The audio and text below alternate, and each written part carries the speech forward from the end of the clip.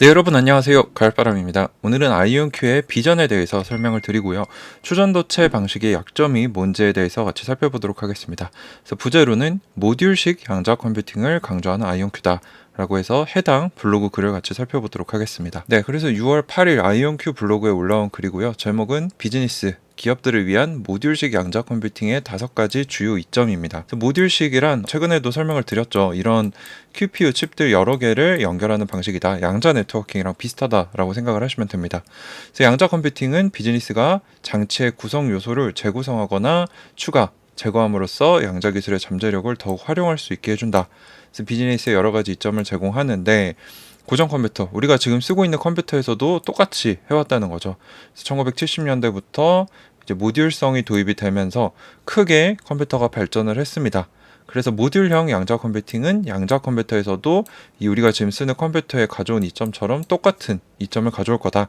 그래서 어떤 이점들이 있냐? 일단은 컴퓨터가 강력해지겠죠. 여러 개를 연결하니까 이거는 뭐 너무 명백한 거고, 그 외에도 커스터마이징이 가능해지고 내구성이 좋아지고 업그레이드가 쉬워지고 보안이 강화되고 비용이 절감된다 라고 합니다. 그래서 이거를 아이온큐가 지금 비전으로 보는 게 모듈식 양자 컴퓨팅 그리고 양자 네트워킹인데 왜 하려고 하냐 에 대해서 같이 살펴보도록 하겠습니다. 우선 커스터마이징입니다.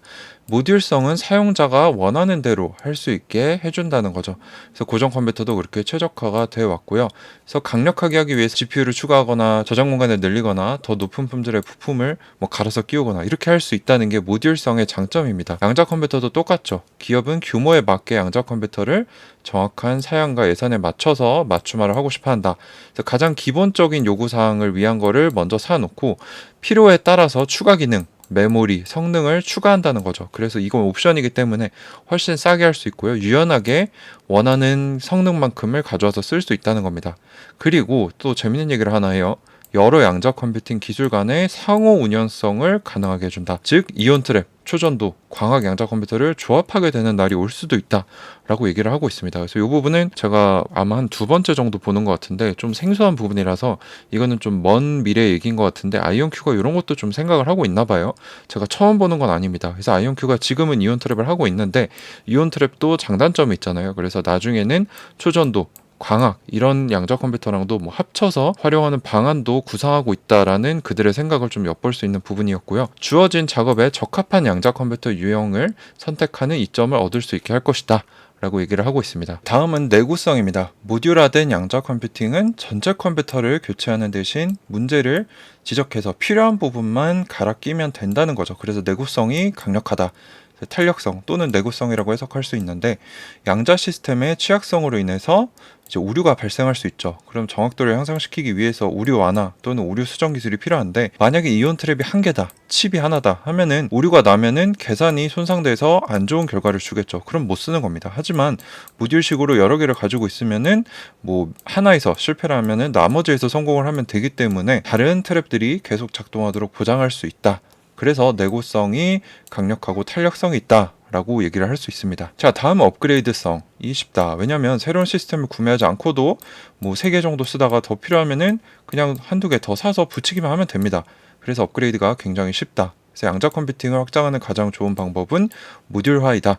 근데 일부 선호하는 초전도체 큐비트는 극저온을 필요로 하기 때문에 컴퓨터의 크기가 커질수록 어렵다. 그 극저온을 유지하는 장치도 좋아져야 되고 공간도 많이 필요하고 전기도 많이 먹기 때문에 좋지 않다라는 얘기를 아이온큐가 뭐 기업 차원에서 여러 번 얘기를 했어요. 그래서 저는 요거를 신뢰하고 이온 트랩에 투자를 하고 있습니다. 자, 단일체 구조 하나의 장치로 새로운 기계를 개발하는 방식은 모든 층마다 다시 개발을 해야 되기 때문에 오래 걸린다. 업그레이드가 어렵다. 하지만 모듈식으로 되어 있으면은 점진적으로 작은 변경을 가하면 되기 때문에 호환성도 좋고 업그레이드도 쉽다. 그래서 모듈식이 좋다라고 얘기를 하고 있고요. 보안적인 측면에서도 양자 컴퓨팅 기술을 사용하는 이제 악의적인 주체들이 해킹에 능해질 수 있기 때문에 준비를 해야 된다는 거죠. 근데 모듈화가 보안에 좋다고 합니다. 왜냐하면 일단 클라우드를 통해서 이 클라우드는 그냥 클라우드가 아니고요. 자기의 보안이 보장된 클라우드를 얘기합니다. 그래서 프라이빗 액세스를 통해서 보다 안전한 계산을 가능하게 하고 각 모듈들을 격리를 시켜서 한 모듈이 침해 당해도 해킹이 돼도 전체 부분에 영향이 가지 않도록 차단할 수 있고 분산 컴퓨팅 모듈식으로 되어 있기 때문에 분산되어 있는 거죠. 그래서 민감한 정보가 유출돼서 공개로 드러나는 위험을 최소화할 수 있다. 그래서 추가적인 보호 계층을 제공하기 때문에 모듈화는 보안적인 측면에서도 뛰어나다. 자, 마지막으로 비용 절감이 있습니다. 최종 사용자에게 더 효율적이고 적응성 있는 컴퓨터를 더 낮은 비용으로 제공할 수 있다. 왜냐하면 제조 비용도 덜 들고 구매 비용을 낮추기 때문이다. 이게 제일 중요하죠. 구매 비용을 낮춘다. 모듈식이기 때문에 개발이 쉬워서 혁신에 대한 비용이 적고요. 컴퓨터 전체를 다시 구축하는 게 아니고 추가를 하면 되는 거기 때문에 이런 더 중요한 부분에 집중을 할 수 있다. 그리고 모듈화는 양자 네트워킹의 핵심이다. 즉 두 개가 서로 연결돼 있다는 겁니다. 그래서 고전 컴퓨터와 마찬가지로 QPU들을 여러 개를 연결을 해서 하나의 컴퓨터의 크기를 키우는 게 아니고 전체의 컴퓨팅 파워를 증가시킬 수 있다. 그래서 이렇게 작은 컴퓨터를 개발하는 것은 더 쉽고 저렴한데, 예를 들어서 50큐비트 기계 10대를 연결해서 사용하는 것은 하나의 500큐비트 기계를 만드는 것보다 훨씬 저렴하다. 그래서 아이온큐는 고객들이 감당해야 되는 비용적인 측면, 기능, 커스터마이징, 업그레이드, 보안 이런 거를 전체적으로 다 생각을 하고 있다는 겁니다. 그래서 고객 중심적이라는 것을 제가 좋아한다 그랬죠. 그래서 궁극적으로 아이온큐는 최근에 미국 시애틀 외곽의 보셀이라는 도시에 양자 컴퓨팅 제조 전용 시설을 만들고 있죠. 그래서 올해 말에 완성이 될 거다라고 했는데, 여기서는 아이온큐는 연구개발 및 제조팀을 넣을 거고 지속적인 고객 수요를 충족하기 위한 시스템 개발을 진행할 거다. 그래서 상용화를 할 거다. 그렇게 함으로써 제조 역량을 확장해서 비즈니스에 대한 모듈화 양자 컴퓨팅의 이점이 명확해질 거고 만들어서 팔겠다 라고 얘기를 하고 있습니다. 자, 그래서 길게 얘기했는데 일단 저의 생각은 뭐냐, 아이온큐는 모듈식 양자 컴퓨팅 그리고 근접하게 연결되어 있는 양자 네트워킹에 집중을 하고 있습니다. 그래서 칩 하나가 아니고 이걸 여러 개를 연결해서 큰 양자 컴퓨터를 만들겠다는 거죠. 요거에 대한 포스팅을 블로그에 벌써 3번째나 했다는 거는 지금 하고 있고 여러분들께 공시하고 있다 라는 얘기입니다. 그래서 마지막에 보셀 제조 공장을 언급하죠. 그래서 아이온큐가 지향하는 것들이 이거를 통해서 요 두 개를 이루겠다 라는 얘기고, 모듈식 양자 컴퓨팅, 양자 네트워킹의 이점은 5가지 말씀을 드렸고, 다른 방식의 양자 컴퓨터, 초전도체 광학과의 연결도 생각을 하고 있는 것 같아요. 요거는 제가 아이온큐를 거의 2년 동안 팔로우하면서 지금 2번째 나오는 얘기입니다. 아마 이 부분도 장기적으로 생각을 하고 있는 것 같고, 빼놓지 않고 등장하는 초전도체 방식의 한계에 대해 얘기를 하고 있죠. 크리스 먼로 교수님도 초전도체 방식에 대해 상당히 부정적이시고 오늘도 그런 얘기가 나왔습니다. 컴퓨터가 커질수록 극조원은 관리하기 힘들고 에너지를 너무 많이 소비한다. 그러면 많은 분들이 얘기하시는 게, 그러면 대기업들은 바보라서 이온 트랩을 안 하냐? 왜 이온 트랩이 초전도체 방식보다 우월하다고 하는데 대기업은 왜 안 하냐라고 많이 여쭤보세요. 그 답은 이온 트랩 방식은 진입 장벽이 매우 높습니다. 초전도체 방식은 기존 반도체 기술을 대부분 활용하는 거기 때문에 누구나 마음먹으면 할 수 있다라고 얘기를 합니다. 그래서 이온 트랩의 대가 크리스 먼로 교수님, 김정상 교수님 외에는 사실 이 기술에 대한 전문가가 거의 없습니다.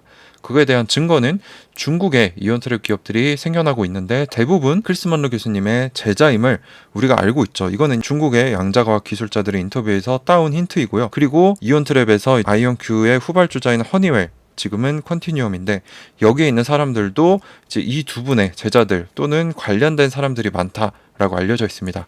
그래서 이온 트랩은 어렵고 할 줄 아는 사람들이 없기 때문에 대기업이 못하는 거지 안 하는 게 아니다 라는 점을 명확하게 알아야 되고요. 어쨌거나 저의 총평은 아이온큐의 로드맵과 방향성은 명확합니다. 모듈식 양자 네트워킹 하나하나 차근히 이뤄가는 모습을 잘 보여줬죠.